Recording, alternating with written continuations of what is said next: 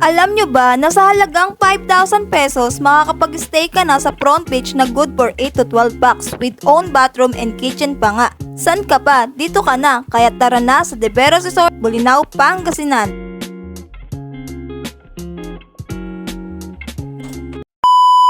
Gabi pa nga lang ay ginayak ko na ang mga gamit namin ng family ko. Siyempre, alam niyo naman bilang ina, 5 minutes lang ang gayak ng isang nanay. Pero ang gayak sa mga Junakis ay higit 1 oras pa. Halos 90% ka ng daladala ko ay para lang sa mga Junakis ko. Napakaraming dapat dalhin gaya ng mga essential na di maaaring kalimutan. 2 days and 1 night nga lang kami dun, pero yung mga dala kong damit ng mga Junakis ko pang 1 linggo na ata mga bes.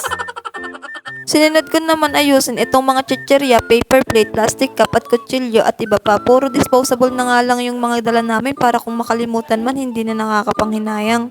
Nang mayari na nga ako sa mga pinaggagayak ko, sinabayan ko na din matulog yung mga Junakis ko. At eto na nga, kinabukasan, alas 3 ng madaling araw, nakasakay na kagad kami. Oo, taba. Hindi na nga ako nakapag-video, magaling.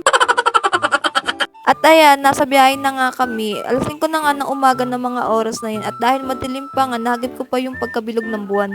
So around 6 AM na nga ng mga oras na yan. At kita nyo naman, may liwanag na. Kaya tuloy-tuloy lang kami sa pagbiyahe. Sa totoo lang talaga mga best, nasa punto ako ng kaantukan dahil Diyos ko, anong oras na nga ako nakatulog ng gabing yon.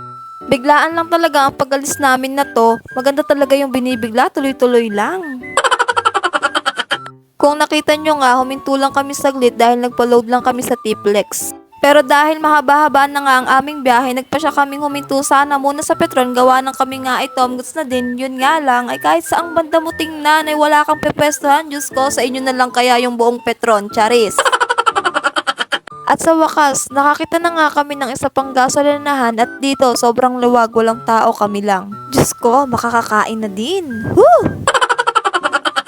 Sa mga oras nga na to, hindi namin namalayan na nandito na pala kami mismo. Wait, may maisingit lang akong konting chika sa inyo. At ayun na nga mga best, ang tagal ng biyahe namin dahil na traffic nga kami. May nagbarilan pa nga sa Pangasinan. Abay, muntik na nga kaming hindi matuloy, Diyos ko. Pero wag kayo, nakachismis din ako. Fast forward nga, nakapag-parking na kami tapos dumiretso kami dito sa mga souvenir shop. Nagtingin-tingin lang kami pero di kami bumili. Nang matapos na nga kami magtingin-tingin, umakit na nga kagad kami dito sa Cape Bolinao Lighthouse para naman makapag-picture-picture na kami. Ito talaga ang dati pa namin gustong puntahan noon. Ilang beses na rin kami nakabalik dito pero ngayon lang talaga kami pinalad makarating. Woo! Thanks God! Nandito na nga kami sa entrance ng lighthouse kaya naman for the fill up na si Tita Jam. For the go! Bale, ang environmental fee nga pala dito is 40 pesos per head. Pwede nyo na din to magamit sa mga iba't ibang tourist spot. Amazing! Ngayon lang kayo makakita ng photographer na siya ang nakapost. Ito yung couple na naghaharutan pero sweet. Sana all. Sa part naman na to, wala. Kami, normal lang.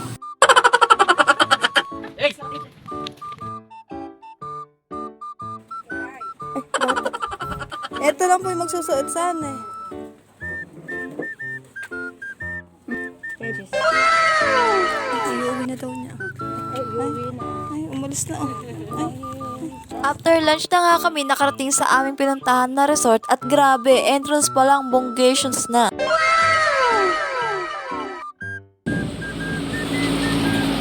Dali-dali na nga kami pumasok at kahit ako hindi na makapaghintay kung ano yung itsura ng loob ng resort na to.